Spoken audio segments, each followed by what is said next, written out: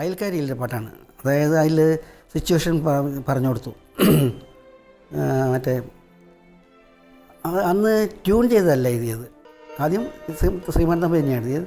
അപ്പോൾ പുള്ളിയോട് പറഞ്ഞു, പുള്ളി അത് മനസ്സിൽ കണ്ടിട്ട് ഇങ്ങനെ പറഞ്ഞിങ്ങനെ ഞാൻ പറഞ്ഞു ഇങ്ങനെ മഞ്ഞിങ്ങനെ വീഴുന്നതും പിക്ചറൈസേഷൻ മനസ്സിൽ കണ്ടിട്ട് ഒരു ലോറി വർക്ക്ഷോപ്പ് താഴെ വർക്ക്ഷോപ്പ് അതിൻ്റെ അപ്പുറത്തൊരു വീട്, അതിൻ്റെ അവിടെ നിന്ന് മുകളിൽ കിടന്ന് ഇങ്ങനെ ആകാശത്തേക്ക് നോക്കി പാടുന്ന ഒരു പാട്ടാണ് വേണ്ടത്. ഒരു കുളിര് ഫീൽ ചെയ്യണം ഇപ്പം കേൾക്കുന്നവർക്ക്. കൊള്ളാം ഇത്രയും എലാബറേറ്റ് ചെയ്ത് പറയുന്ന ഡയറക്ടർ ആദ്യമായിട്ടാണ് എനിക്ക് എന്ന് തമ്പി എനിക്കൊരു കോംപ്ലിമെൻറ്റ് തന്നു. അങ്ങനെ ഇരുന്ന് എഴുതിയ പാട്ടാണത്. പക്ഷേ വായിച്ചു നോക്കുമ്പോൾ നല്ല മനോഹരമായിരുന്നു. ഇലഞ്ഞിപ്പൂമണമൊഴുകി വരുന്നു, ഇന്ദ്രിയങ്ങളിലതു പടരുന്നു, പകൽ കിനാവിൻ പനിനീർമഴയിൽ പണ്ടു നിൻമുഖം പകർന്ന ഗന്ധം. ഇലഞ്ഞിപ്പൂമണമൊഴുകി വരുന്നു, ഇന്ദ്രിയങ്ങളിലതു പടരുന്നു, പകൽ കിനാവിൻ പനിനീർമഴയിൽ പണ്ടു നിൻമുഖം പകർന്ന ഗന്ധം. ഇലഞ്ഞിപ്പൂമണമൊഴുകി വരുന്നു. ഭയങ്കര റൊമാൻറ്റിക് ഫീലുള്ളൊരു പാട്ട്. ഇത് കോളേജിൽ പഠിക്കുന്ന സമയത്ത് റിലീസായ ഒരു പടമാണ്. ഈ പാട്ട് കേൾക്കാൻ വേണ്ടിയിട്ട് സിനിമ കാണാൻ പോയതും അന്ന് ഞാൻ പാലക്കാട് വിക്ടോറിയ കോളേജിൽ പഠിക്കുന്ന സമയത്ത് 2 ഉദ്ദേശങ്ങളായിരുന്നു. ഒന്ന് ജയഭാരതിയെ കാണുക, ഒന്ന് ഈ പാട്ട് കേൾക്കുക എന്നുള്ളതായിരുന്നു. അങ്ങനെ ഈ പാട്ട് പഠിച്ച് പിറ്റേ ദിവസം കോമ്പറ്റീഷന് പാടുക, പ്രൈസ് വാങ്ങുക എന്നുള്ളൊരു വളരെയധികം നമ്മളെ ആ കോളേജ് ഡേയ്സിൽ സ്വാധീനിച്ചൊരു ഗാനമായിരുന്നു. വളരെയധികം ഇഷ്ടമുള്ള ഗാനം.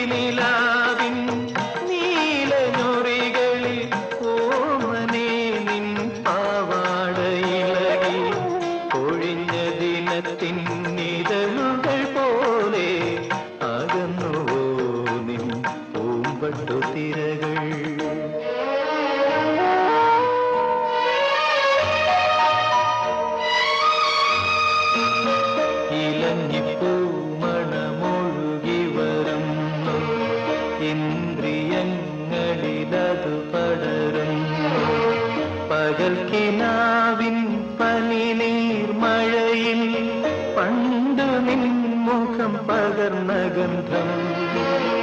ഇലഞ്ഞിപ്പൂമണമൊഴുകി വരുന്നു.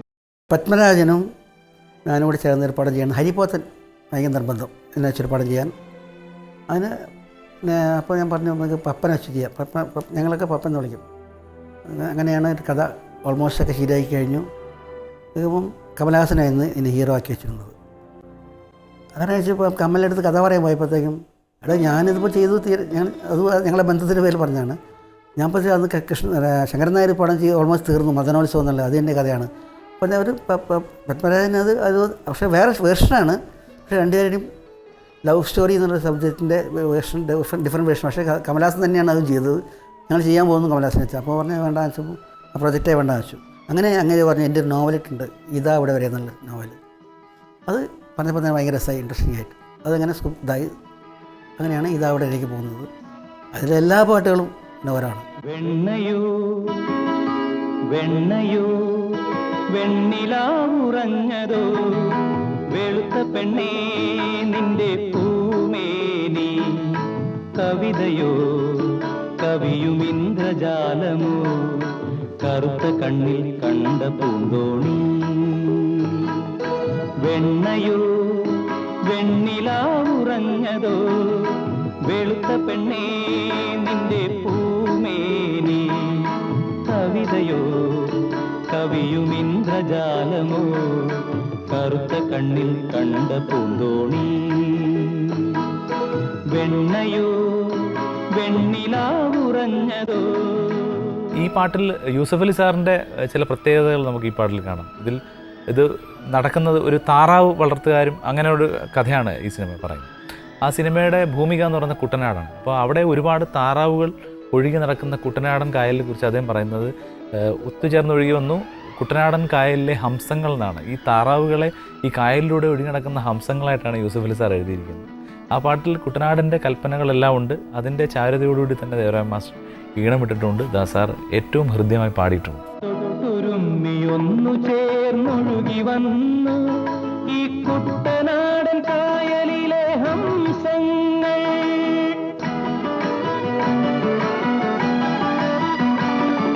തൊട്ടുരുമ്മിയൊന്നു ചേർന്നൊഴുകി വന്നു ഈ കുട്ടനാടൻ കായലിലെ ഹംസങ്ങൾ.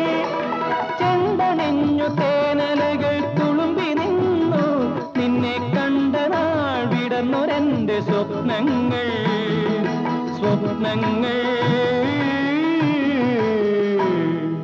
വെണ്ണയോ വെണ്ണിലാവുറഞ്ഞതോ വെളുത്ത പെണ്ണേ നിന്റെ പൂമേനി.